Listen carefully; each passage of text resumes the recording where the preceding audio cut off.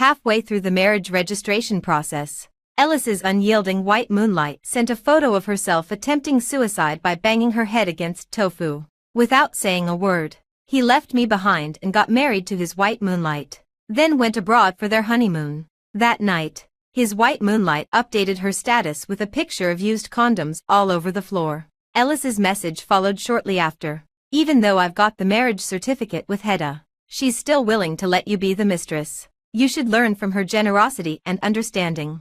Don't be ungrateful. I know you can't live without me. Once your father's business is all handed over to me, I'll spare one day a week to visit you. Hedda is afraid of the pain. In the future, the children you give birth to will all be hers. After all, she's the main wife and you're the mistress. If you want to keep my heart, you should be sensible. I smiled. As the only daughter of the head of the 4 major families in City B, whoever marries me will be eligible to own all of my family's property. Ellis didn't know that at the moment he left me, I had already changed the person I was going to register the marriage with. Hello, everyone. Welcome to my channel.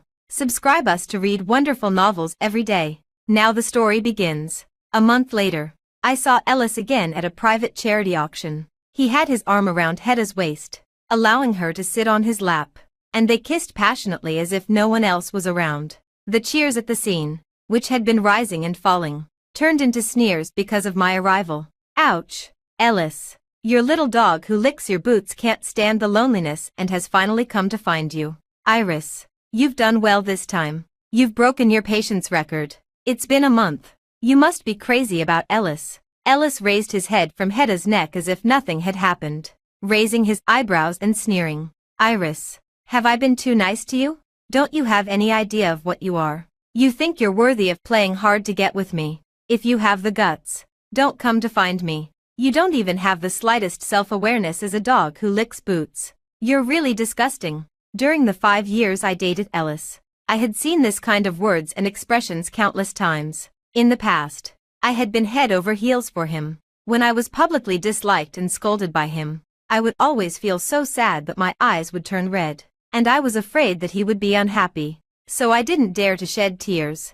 Afterwards, I would bury myself in the quilt, crying until the pillow was wet, and reflect on my mistakes over and over again, afraid that he would hate me. But now, I just calmly replied, I'm not here for you. Ellis didn't expect me to have such an attitude and thought I was still playing hard to get. He kicked the chair in front of me away. Are you addicted to acting like this?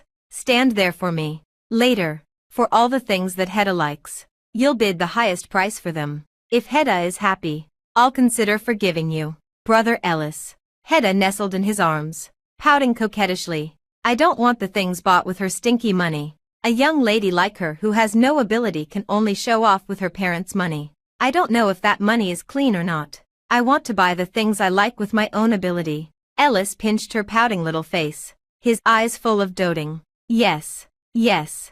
Our Hedda is strong and independent. How can she be compared to this good-for-nothing who only knows how to spend her parents' money and live off them? It's Iris who insists on buying things for me. You know how cheap she is. She'll feel uncomfortable if she doesn't lick me or spend money on me. Just think of it as doing a good deed and curing her of her cheapness. Hedda was amused and reluctantly nodded. Then she looked up at me, her eyes full of disgust. Miss Iris, it's not that I'm saying this, but you're a young lady from a good family. Why are you so clingy? A woman should be like me, independent and self-reliant. You can't rely on men all the time. Otherwise, what's the difference between you and a rotten cabbage? I looked down at her custom-made dress worth millions of dollars and smiled faintly. The daughter of a nanny was talking to me, the only daughter of the richest man in City B, about being independent and self-reliant. I walked to the corner and sat down in a quiet place.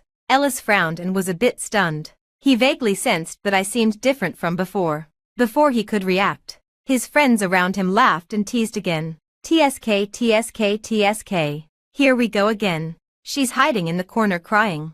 Iris can't live without our Ellis. Don't say that. The Franklin family is after all the richest family in City B, and Iris is their only daughter. Mr. Franklin plans to choose a marriage partner from the other 3 major families in City B at her 25th birthday party. It's said that the person has already been chosen. Whoever marries Iris will be able to take over all the property and business of the Franklin family. The assets of the Franklin family are at least tens of billions. I wonder who will be the lucky one to get this overwhelming wealth. Immediately, someone winked and said, "Do you even need to ask? It must be our Ellis." Everyone in City B knows that Iris loves Ellis to the core. If Ellis asks her to die, she wouldn't even hesitate for a second. Look, it's only been a month since he ignored her, and she's already come running back. Ha ha ha. She's truly invincible as a dog who licks boots. Once he takes over the Franklin family's property, the whole City B will be under the control of the Gilbert family in the future. Our Ellis is really good at handling women. Teach us, bro. Ellis pretended to be indifferent, but the slightly raised corners of his mouth betrayed his secret delight. He deliberately raised his voice so that I could hear. Such a cheap woman who throws herself at me is not even worth a single toe of Hedda's. If it weren't for some entertainment, I wouldn't even bother to take a second look at her. She insisted on me marrying her and I can't get rid of her. I'm really annoyed. After saying that, he waited for me to break down and cry. In the past, at such times, I would have already had red eyes and couldn't help but cry out of grievance. But this time, not only did I not shed tears, I didn't even give him a proper glance. Ellis's face immediately turned cold. Just as he was about to come towards me, Hedda clung to his arm. "Brother Ellis, the auction is starting. Stay with me." Ellis had no choice but to sit back down with her in his arms.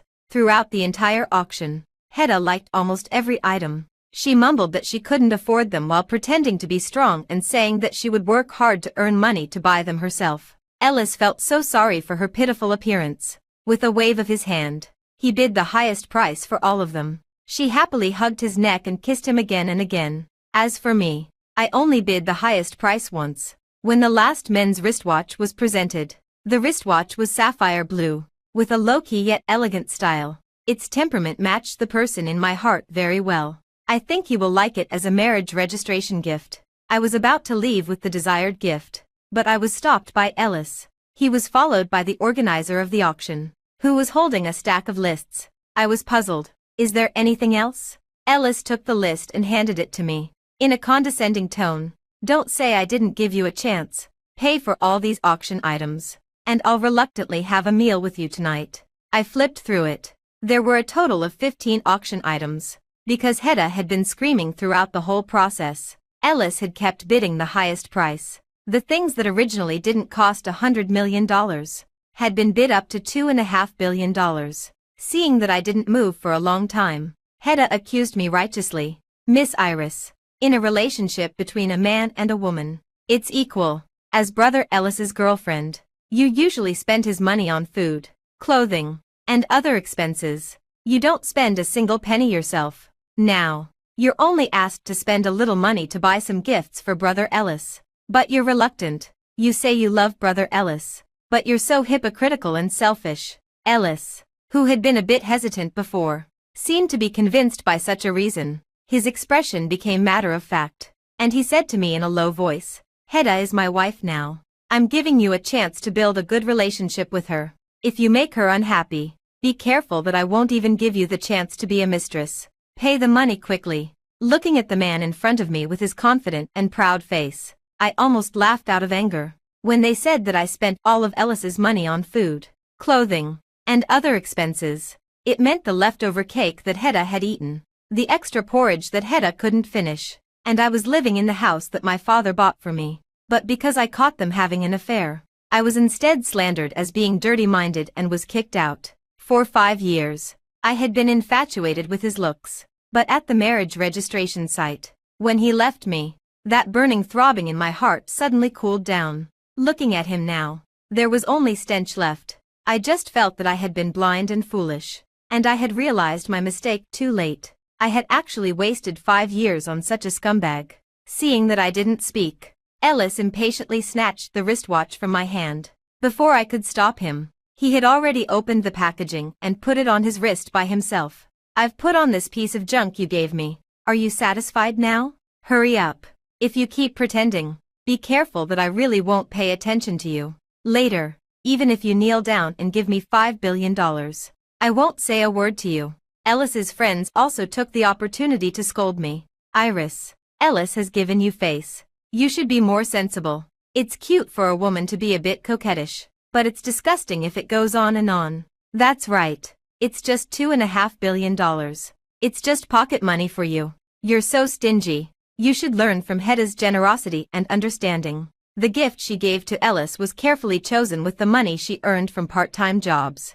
I looked at the small doll hanging on Ellis's phone. It looked out of place and cheap. I couldn't help but laugh. It is quite thoughtful. $9.90 is too much, isn't it? Hedda seemed to have been greatly humiliated. Her eyes quickly turned red, and she bit her lip, looking like a strong and innocent little flower. I don't have as much money as you, but the things I like are all bought with my own hands. I'm cleaner than you. How dare you humiliate me? Ellis hugged her affectionately and sternly shouted at me with a cold face. Apologize to Hedda.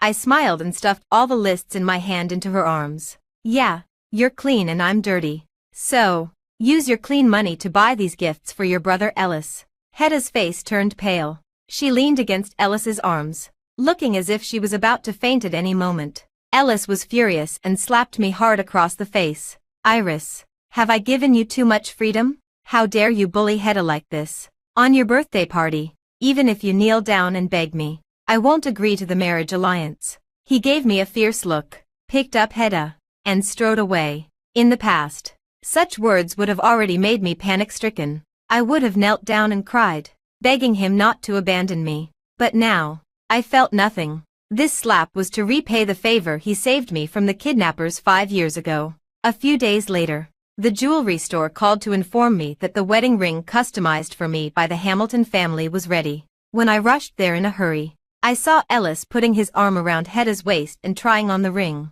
They were standing close together, in an intimate posture. When they saw me come in, Ellis sneered and deliberately bit Hedda's ear lightly, making her shyly hit him. As if that wasn't enough, he pinched Hedda's waist and kissed her deeply as if no one else was around. After the kiss ended, Hedda gave me a provocative look and said coquettishly with a red face, "You're so naughty. There are so many people watching." The professionally trained store clerks didn't look sideways and all kept their heads down. Only I pursed my lips, feeling physically uncomfortable. Ellis raised his eyebrows and looked at me, misinterpreting my expression. He squinted his eyes triumphantly. "Since you know you're wrong, why don't you come over and kowtow to Hedda to apologize?" As soon as he finished speaking, he was interrupted by Hedda's exclamation. "Brother Ellis, this ring is so beautiful. I like it so much. Quick, bring it here for me to try on." The store clerk shook his head apologetically. "I'm sorry.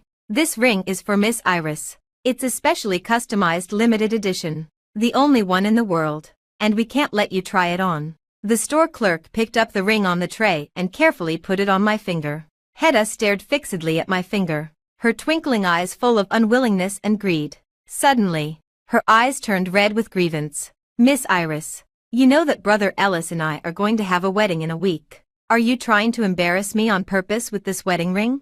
A wedding in a week. But Ellis clearly knew that my birthday party would be in a week, and my father would preside over my wedding with the marriage partner on the spot. The marriage of the daughter of the richest man would be a grand occasion in the whole city B. I looked up at Ellis. His eyes dodged, and he explained awkwardly, "Then you can just find a place to hide. I'll tell the wedding planner to change it and replace the bride with Hedda. After the wedding, I'll spend a few more days with you. Consider yourself lucky." He looked like he had made a huge sacrifice, which made me laugh out of anger. In my whole life, I had never seen someone so shameless. The daughter of a nanny was stealing the identity of the daughter of the richest man to get married in style, and she even wanted me, the real one, to hide like a rat in the gutter. Fortunately, I stopped my losses in time and had already changed the groom. Seeing that I didn't speak, Ellis took it for granted that he had controlled me again and ordered, "Anyway, you don't need the ring anymore. Take it off and give it to Hedda." "No way," I sneered. "Ellis, where did you get the confidence that I would definitely marry you?" Ellis was taken aback for a moment. Then he laughed as if he had heard a joke. "Do you even know what you're saying? Besides me, who else would want a shameless woman like you who throws herself at others?"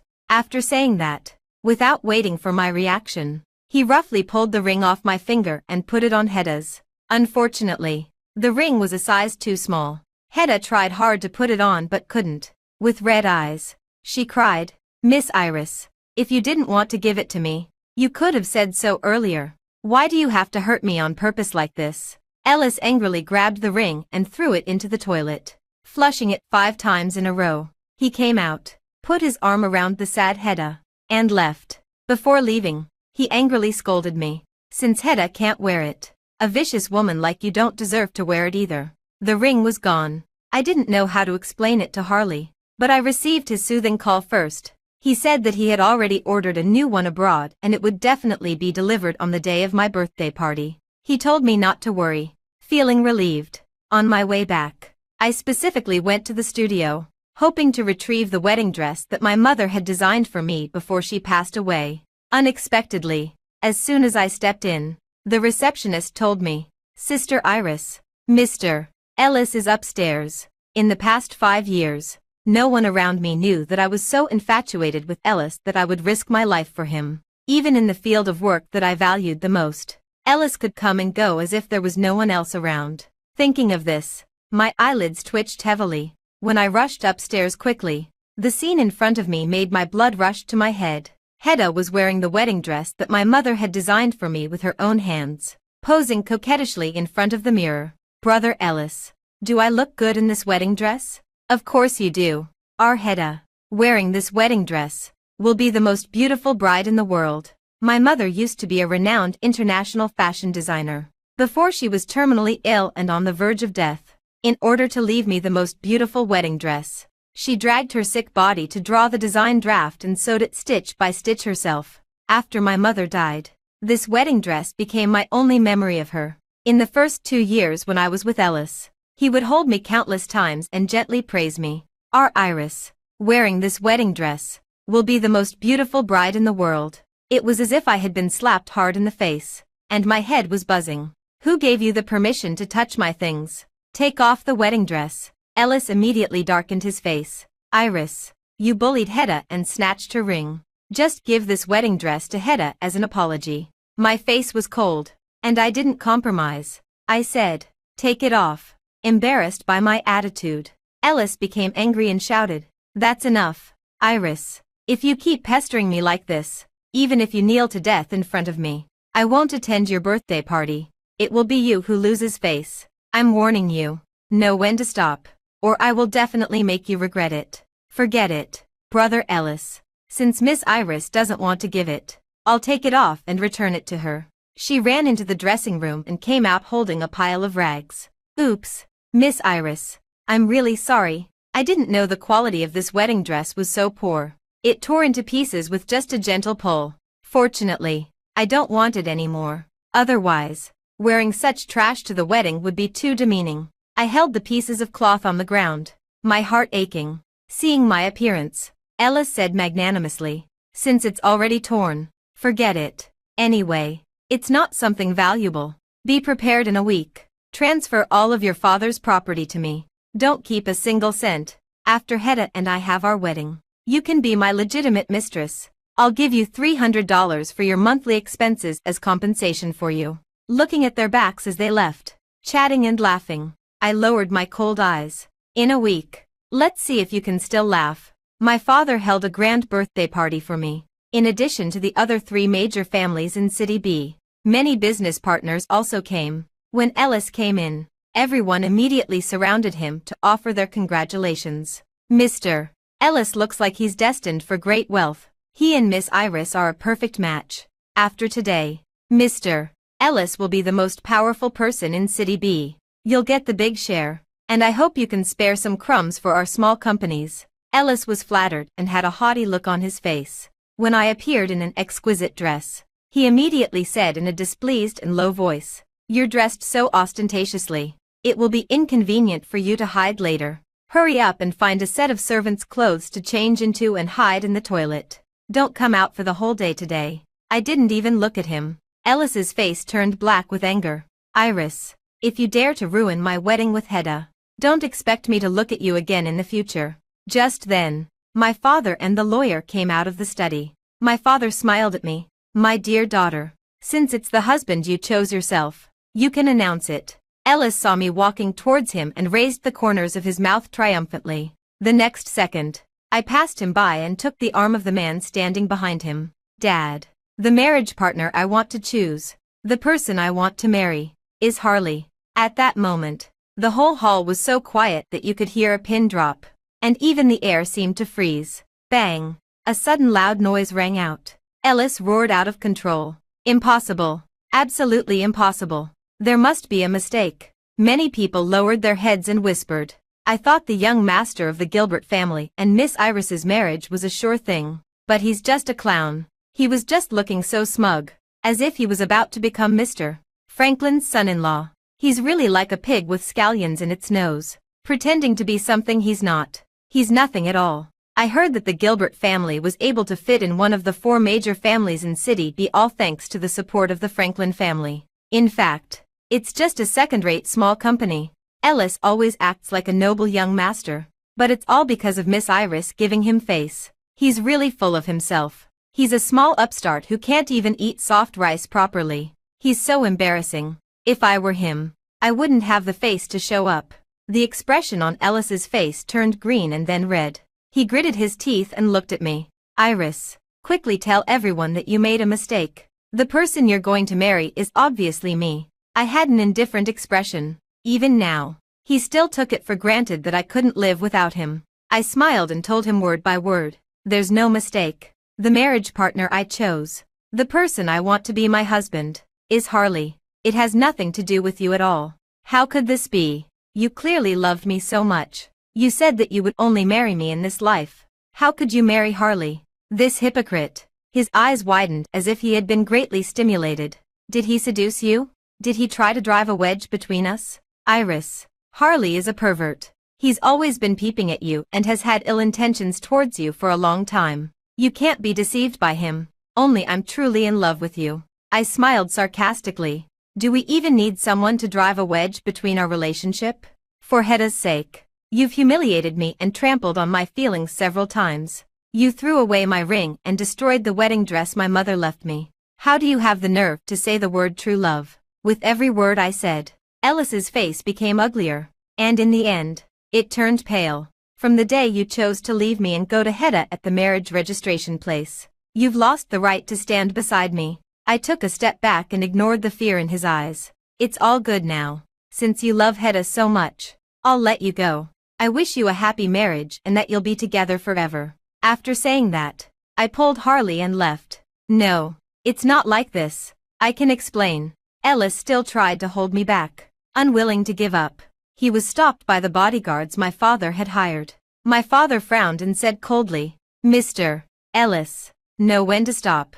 He forced a dry smile. Uncle Franklin, please persuade Iris. She's always loved me.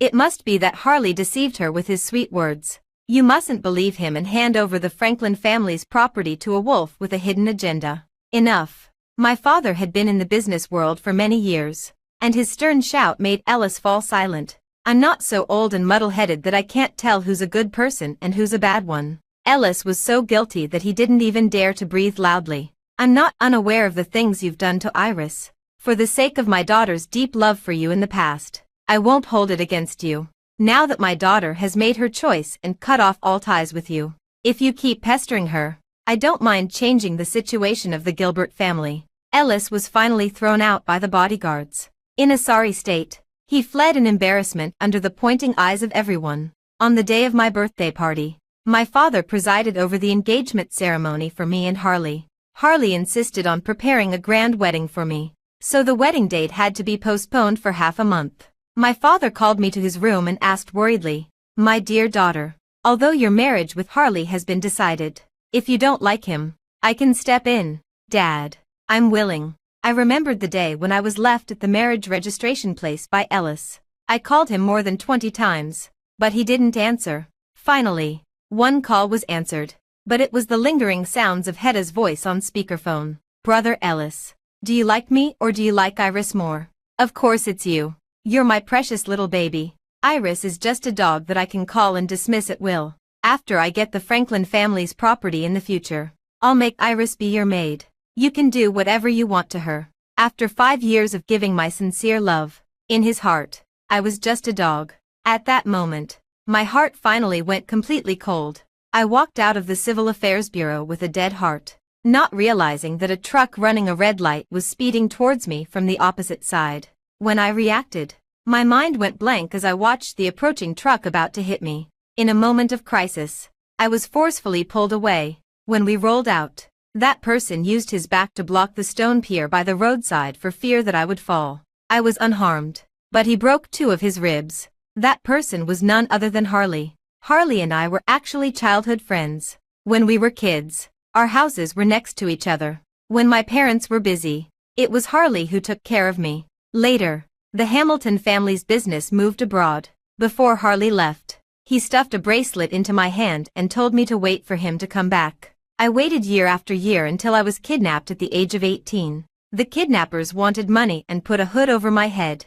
But when they successfully received the ransom, they had evil intentions towards me. When I woke up in the hospital, I saw Ellis with a bruised face. He grinned at me. "It's good that you're okay. It wasn't in vain that I almost lost my life to save you." At the age of 18, there was a boy who risked his life for me. I fell into his sweetness and forgot my promise to Harley. It wasn't until he saved me today, after so many years, that the familiar feeling stirred up my sealed memories. I still couldn't believe that the person who risked his life to save me back then could be someone as heartless and greedy as Ellis. I paid a large sum of money to have someone investigated again. The truth proved that I was really wrong. The person who saved me from the kidnappers and the person who broke 2 ribs for me in the car accident were both Harley. He almost lost his life to save me from the kidnappers. But Ellis took the credit. And not only did I forget our promise back then, but I also made him experience the pain of seeing his loved one fall in love with another man on the verge of death.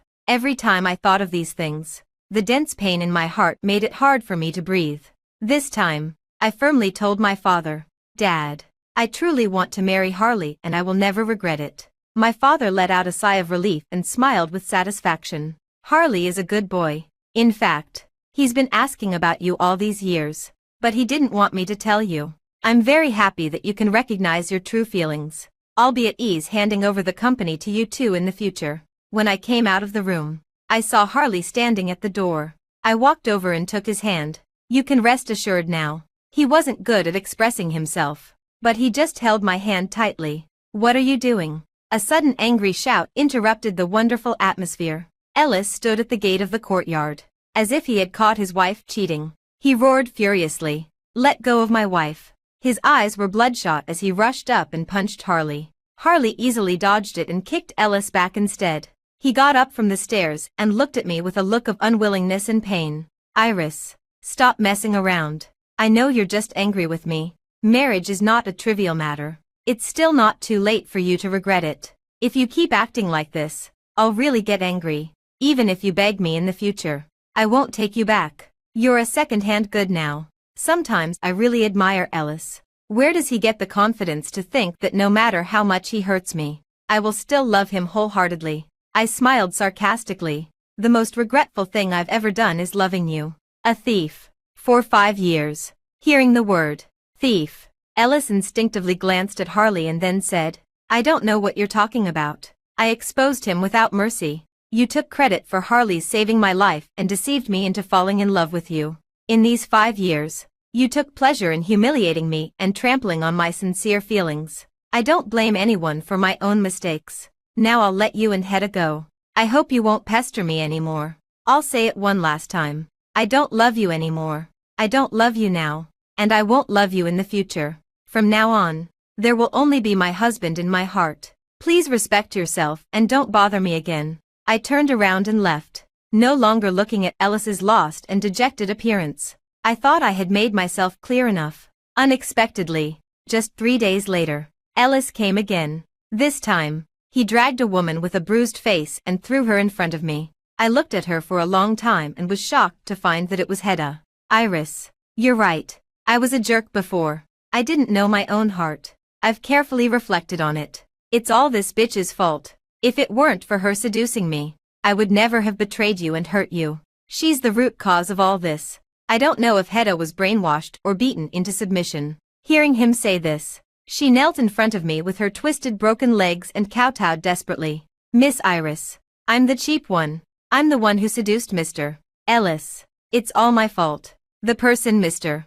Ellis truly loves in his heart has always been you. Please, give him another chance. As she spoke, there was fear in her eyes. She shrank into a ball, trembling, and looked so wary as if she was afraid that someone would rush up and hit her. Ellis kicked her away, as if he had regained his confidence. He quickly took out 2 divorce certificates and smiled obsequiously at me. Iris, I've already divorced Hedda. I'm single now. I don't mind that you're a second-hand good. You go and divorce Harley now, and we'll get married right away. Okay. No way. Looking at his self-righteous and hypocritical appearance, I felt a strong nausea churning in my stomach. Where on earth do you get the nerve to say that you don't mind me? You always use women as a shield to hide your hypocritical nature of wanting everything. You simply realized that without me, the dog who used to cling to you, you've lost the glory of being flattered, the superior benefits you got from me, and the support of the Franklin family for the Gilbert family. You found that you can no longer squeeze into the upper class. You're afraid that you can't go back to the good old days. So you're humbling yourself to admit your mistakes to me. Actually, you don't think you've done anything wrong at all. Hedda and I are just choices you made after weighing the pros and cons. You don't love anyone. You only love yourself, pretending to be so affectionate. You've even deceived yourself, haven't you? You really make me sick. After saying that, I didn't want to see his face anymore. Just as I was about to turn around, he suddenly rushed up and hugged my legs. Iris, please don't treat me like this. I admit that I was a jerk. I took advantage of your love for me and thought that no matter how much I hurt you, you wouldn't have the heart to leave me. I didn't expect that when you really didn't want me. I was scared. Believe it or not, the only woman I consider my wife in my heart is you. Hedda is just something I used to amuse myself when I was bored. Hearing these words, Hedda beside him trembled violently with her shoulders, and tears couldn't stop falling to the ground. But she didn't dare to say anything. I couldn't stand it anymore and kicked him away, then called the bodyguards to throw both of them out. I also told the bodyguards that if these 2 people showed up again in the future, they should be beaten and thrown out directly. On the wedding day, Harley came to pick me up very early. When we arrived at the hotel, we heard someone rushing in panic and shouting, "Miss Iris, Mr. Ellis is on the rooftop and is going to jump off the building. He said that if he doesn't see you in 10 minutes, he'll jump right away." I didn't want to care at first, but there were so many guests today. If things went wrong, it might ruin my wedding. I sighed wearily. A pair of big hands encircled me in an embrace, and he gently kissed my forehead. "Go ahead. I'll wait for you to come back for the wedding." As soon as Ellis saw me, his eyes lit up. In just a few days, he seemed to have aged several decades. His clothes were slovenly, his eye sockets were sunken, and his cheekbones protruded sharply. He exuded an overall gloomy aura. "Iris, I knew that you still have feelings for me in your heart." My eyes were cold. "I've already said that it's impossible for us. Even if you jump off the building right now, I won't give you a second look." A trace of unwillingness flashed in his eyes. "Why? What's so inferior about me compared to Harley? I just made a mistake that all men in the world would make. I already know I was wrong. Why won't you give me another chance? Do you think Harley is a good guy? As a man myself, I know men best. I don't believe that he won't cheat after marriage." I frowned in disgust. "Don't assume that all men are like you." Ellis's eyes turned red, and tears couldn't help streaming down. "Fine. I have only one request now. Before you marry another man, kiss me one last time." "Are you crazy?" Ellis raised his head from Hedda's neck as if nothing had happened. I was silent for a moment, and finally nodded. Before walking over, I subtly exchanged a glance with the paramedics beside me. Just as I was about to get within an arm's length of Ellis, he suddenly hugged me, his eyes full of madness. "If I can't have you, neither can Harley. Iris, let's be husband and wife in the underworld." At the critical moment, Hedda, with her hair in disarray, rushed out from nowhere, holding a pillow in her hand. She shouted frantically, "You killed my child. You have to pay with your life." She crashed into us and rushed forward. At the moment when she fell off the balcony, I thought I was doomed, but I was firmly held back by a hand. When Harley pulled me up, 2 loud thuds came from downstairs. I curled up in his arms, trembling uncontrollably. "Don't be afraid. It's okay. I'm here." Pressing against his strong heartbeat, my emotions quickly calmed down. Ellis and Hedda died on the spot, and my wedding with Harley was postponed by 1 day. It would be really unlucky to have the wedding on the same day as Ellis's death anniversary. A year later, we had a pair of twin daughters. For the rest of our lives, every year was peaceful and serene.